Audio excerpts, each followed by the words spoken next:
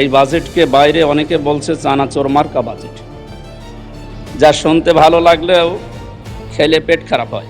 2026-27 সম্পর্ক বাজেটে বলতে গেলে আমি এই কথা বলবো যে এটা লুটপাটের বাজেট।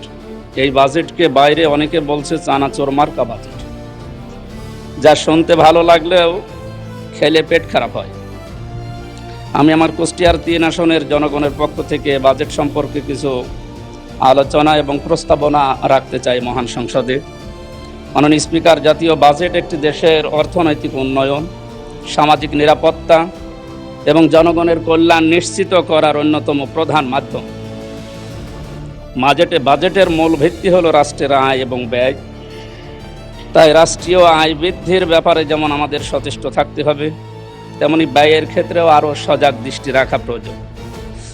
মাননীয় স্পিকার, অতি প্রয়োজনীয় উল্লেখযোগ্য ব্যয়ের খাত চিহ্নিত করে দক্ষ ব্যবস্থাপনার মাধ্যমে জনকল্যাণের স্বার্থে অগ্রাধিকারের ভিত্তিতে যথাযথভাবে ব্যয় করতে হবে, এটাই আমরা মনে করি। রাষ্ট্রের আয় বৃদ্ধির জন্য কর প্রশাসনের আধুনিকায়ন, কর ফাঁকি রোধ, অর্থ পাচার, রপ্তানি বৃদ্ধি এবং বিনিয়োগ বান্ধব পরিবেশ সৃষ্টি করতে হবে।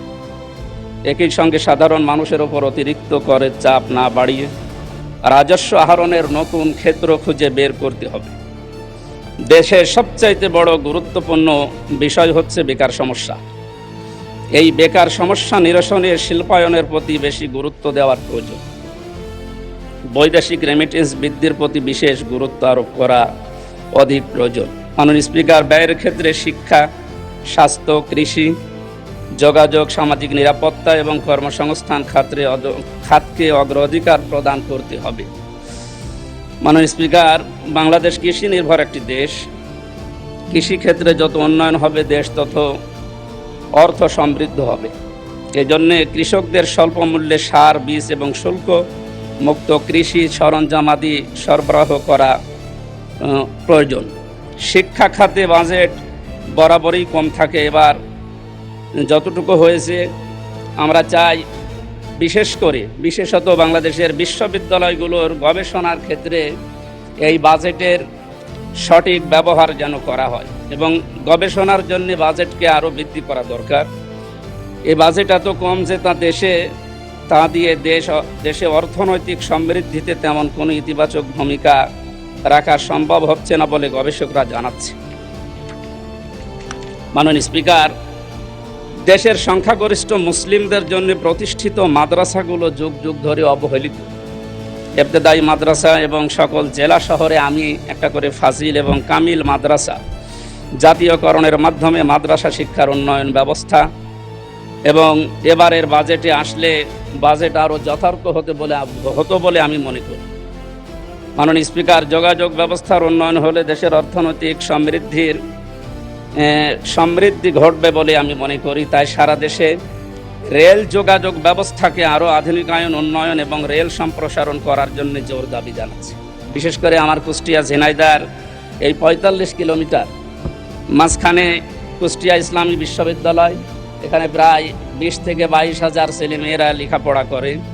এদের জন্য ট্রেনের যে ব্যবস্থাটা করা হয়েছে, রেল লাইন চালু করার উদ্যোগ নেওয়া হয়েছে, আমরা শুনেছি, এখনও কার্যকর কোনো ভূমিকা দেখতে পাইনি। আশা করি এই ব্যবস্থাটাও এই আগামী বাজেটে অন্তত আসবে। এই বিশাল বাজেট প্রণয়ন হওয়ার বিগত সময়ের মতো বর্তমান সরকার দলীয় দায়িত্বপ্রাপ্ত বিভিন্ন ব্যক্তিবর্গ যে অর্থ পাচার করবে না তার নিশ্চয়তা কে দেবে? দুই দল থেকেই আমরা বহু কথা শুনেছি বাজেটের উপরে। আমার মনে হচ্ছে গতানুগতিক কথাই বেশি আসতেছে। ওনারা কথা তুললেই বলা হচ্ছে যে বাজেট নিয়ে সারা দেশে আনন্দের বন্যা মিছিল বয়। তাই আমরা বাজেট 11 জুন এটা উপস্থাপন করার পর সারা দেশের যে সমস্ত জায়গায় বিক্ষোভ মিছিল এবং মানববন্ধনের মতো যে প্রতিক্রিয়াগুলো দেখলাম, আমার মনে হয় এই মানুষগুলো কি ওনাদের দৃষ্টিতে মানুষ না বা এই দেশের জনগণ না? এরা যদি জনগণ হয় বা মানুষ হয় তাহলে তাদের এই প্রতিক্রিয়া কেন? সুতরাং বাজেট নিয়ে এক্ষেত্রে অর্থ প্রচার রোধে সরকারের সুনির্দিষ্ট কোনো পলিসি আমরা যেহেতু জানতে পারিনি,